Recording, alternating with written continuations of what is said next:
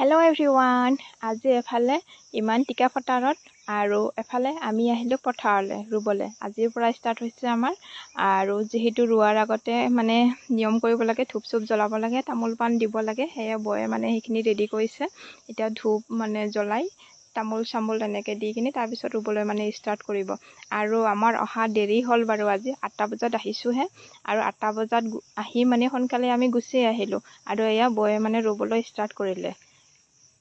বয়ে ষ্টাৰ্ট কৰিলে আৰু মাহঁতে এটা ছাইডত ৰৈছে, আমি এফালে মানে এটা ছাইডত ৰৈছোঁ, বৌ আৰু মই দুইজনীয়ে।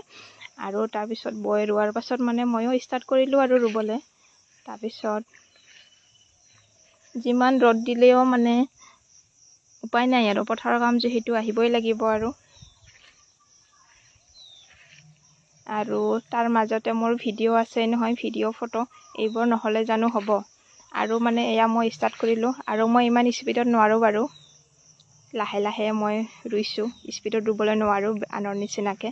আৰু এফালে মানে এটাই ভাল, মানে বেছি দেৰিলৈকে পথাৰত নাথাকে, এয়া অলপমান জিৰাই লৈছে মাহঁতে আৰু মই ভিডিঅ' এটাকে বনালোঁ।